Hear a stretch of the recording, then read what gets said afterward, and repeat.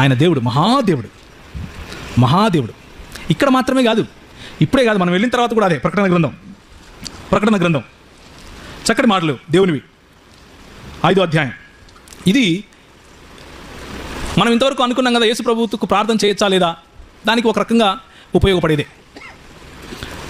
నిర్ణయం మీది, కేవలం లేఖనం చూపించేదే నా పని.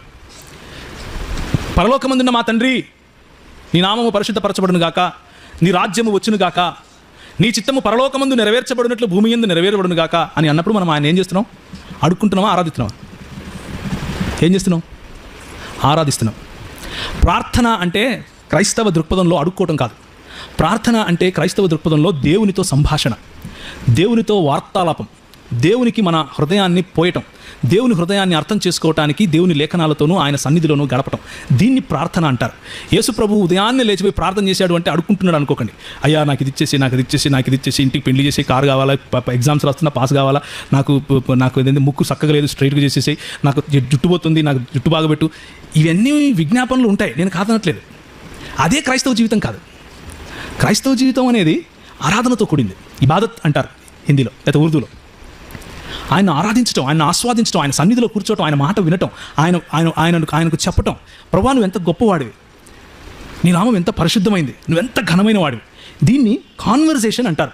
కమ్యూనియన్ అని కూడా అనొచ్చు, ఒక ఫెలోషిప్ అనొచ్చు. ఆ ఫెలోషిప్ ప్రతిరోజు యేసు ప్రభు కలిగి ఉండటం కోసం వెళ్ళేవాడు. మిగిలిన సమయాల్లో ఉండేవాడు కాదా? తండ్రితో ఫెలోషిప్ ఉండేవాడు, మిగిలిన సమయాల్లోనూ ఉండేది. ఎందుకంటే ఆయన ఆ సమయంలోనూ సర్వవ్యాపే. దేవుడు సర్వవ్యాపి కదా, తండ్రి అయిన దేవుడు ఆ సమయంలోనూ సర్వవ్యాపి, ఆయన దగ్గరికి వచ్చి ఉండేవాడు. కానీ కేవలము దేవునికి మరియు కేవలము తండ్రికి మరియు కుమారునికి ఉండవలసినటువంటి ఆ సంబంధం, ఆ సమయం ఆయన ఇచ్చాడు దేవునికి. దాన్ని ప్రార్థన అంటారు. ఇప్పుడు యేసు ప్రభు యేసు నామంలో ప్రార్థన చేశాడో లేదో మీరు ఆలోచించుకోండి. ఆయన నామంలో ప్రార్థన చేస్తే ఆయన నామం తండ్రి విన్నాడో లేదో మీరు ఆలోచించుకోండి. దాని గురించి నేను చెప్పను. నేను ఏం చెప్తాను అంటే, ప్రార్థనలో ఉన్న ఎసెన్స్, సారాంశాన్ని మర్చిపోకండి అంటున్నాను.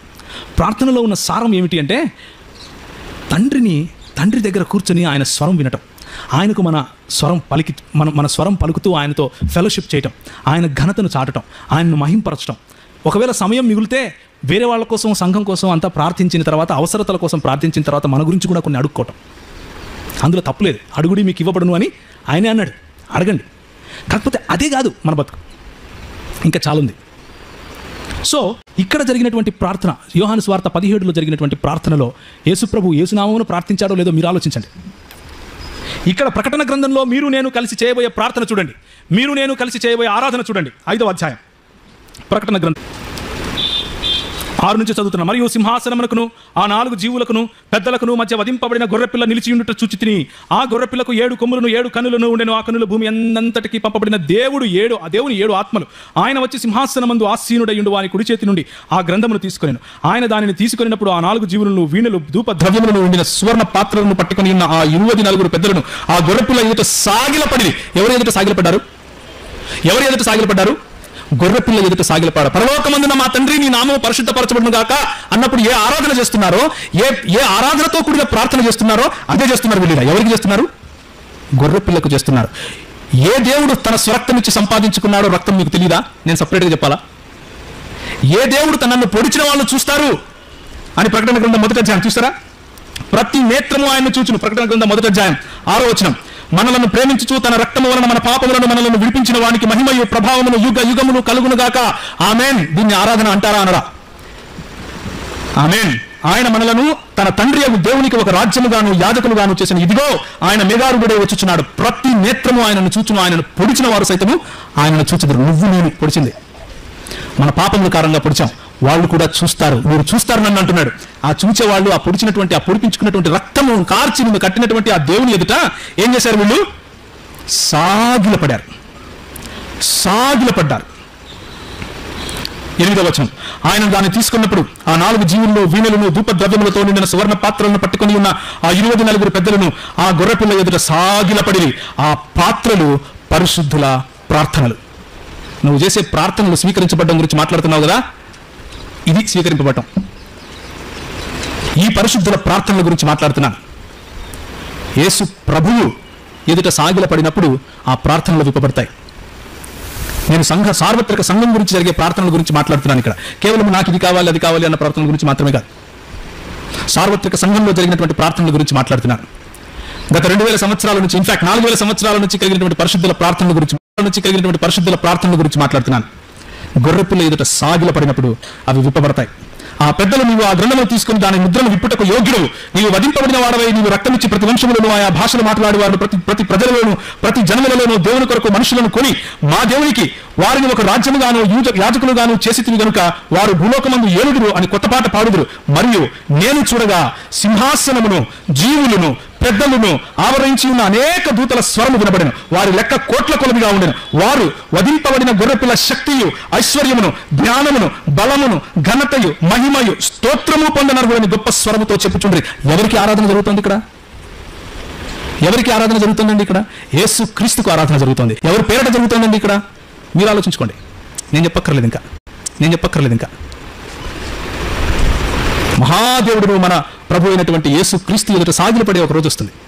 మహాదేవుడును మన ప్రభు అయినటువంటి యేసు క్రీస్తు ఎదుట మన ప్రార్థనలు విప్పిపోయడం జరుగుతుంది. మహాదేవుడును మన రక్షకుడైనటువంటి యేసు క్రీస్తును మహిమ ఘనత ప్రభావాలు మీకు చెల్లునుగాక అని చేయడం కోసమే వెళ్తున్నాం. మనం వెళ్ళేదే అందుకు. ఇదే జరగబోతుంది అక్కడ.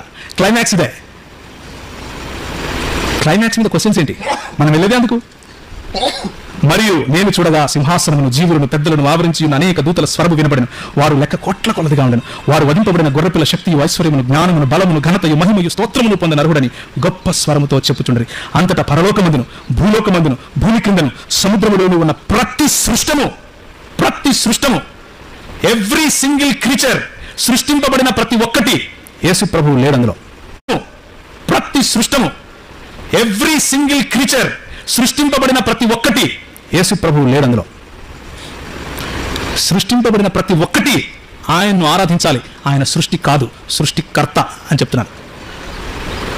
ప్రతి సృష్టము అనగా వాటిలో ఉన్న సర్వమును సింహాసనాసీనుడైన వానికి నీ గొర్రెపిల్లనుకును స్తోత్రమును ఘనతయు మహిమయు ప్రభావమును యుగ యుగములు కలుగునుగాక అని చెప్పుట వింటిని. ఆ 4 జీవులు ఆమేన్ అని చెప్పగా పెద్దలు సాగిలపడి నమస్కారము చేసిరి. ఇది మహాదేవుడు మన రక్షకుడు అయిన యేసుక్రీస్తు యొక్క దేవత్వం. ఆయనకున్నటువంటి మహాదేవునికి ఉన్నటువంటి గుణ లక్షణముల సౌందర్యం, గుణ లక్షణముల ఇదొక మహా ఉత్సవం. ఆ ప్రభుతో మనం కలవడానికి వెళ్ళినప్పుడు, ఆ ప్రభువును చూస్తున్నప్పుడు ఆయన ఆరాధించాలి అన్న ఆశ ఎప్పటికీ తగ్గదు. దాన్నే పరలోకం అంటారు. పరలోకంలో కింద ఏదో రాళ్ళు రప్పలు కిరీటాలు ఉంటాయి, లేకపోతే దాన్ని ఏమంటారు బంగారు వీధులు ఉంటాయి. అవన్నీ కూడా ఆంథ్రోపోమార్ఫిక్ లాంగ్వేజ్. అంటే మనకు అర్థం కావడం కోసం ఆ మహిమను వివరించడానికి పరిశుద్ధాత్ముడు వాడినటువంటి భాషా ప్రయోగం, అలంకారయుతంగా వాడినటువంటి భాషా ప్రయోగం. అంతేగాని ఆడికెళ్ళి నిజంగానే మెటల్ ఉంటుంది, ఆభరణాలు వేసుకొని తిరుగుతాం అని కాదు. మనకు శరీరమే ఉండదు కదా. ఎక్కడ నిలబడుకుంటే రోడ్డు ఉంటాయి నడవటానికి, కార్లు ఉంటాయా వెళ్ళటానికి. ఆ సౌందర్యం, దేవుని గొప్పతనం. మనం ఇప్పుడు చేసే ప్రార్థనలు సంఘం కొరకు, అప్పుడు చేసే ఆరాధన రెండు యేసు ప్రభుకే. గొర్రెపిల్ల ఎదుట సాగిల పట్టడానికే మన ప్రయాణం. మనం వెళ్ళేదే ఎందుకు? మన ఉనికి అది. క్రైస్తవుడు అంటేనే వాడు. దేర్ఫోర్ మన ప్రభువు మహాదేవుడు, మన రక్షకుడు. ఈ ప్రభువు ఎదుట సాగిల పట్టడం కోసం మనం తయారవుతున్నాం. దీన్ని మనం గమనించుకోవాలి, దీన్ని మనం గుర్తుంచుకోవాలి. ప్రభువుని ఘనపరచాలి, ప్రభువుని మహింపరచాలి, ప్రభువుని స్తుతించాలి. ప్రభు స్తుతిలో, ప్రభు ఆరాధనలో మన జీవితం గడపాలి.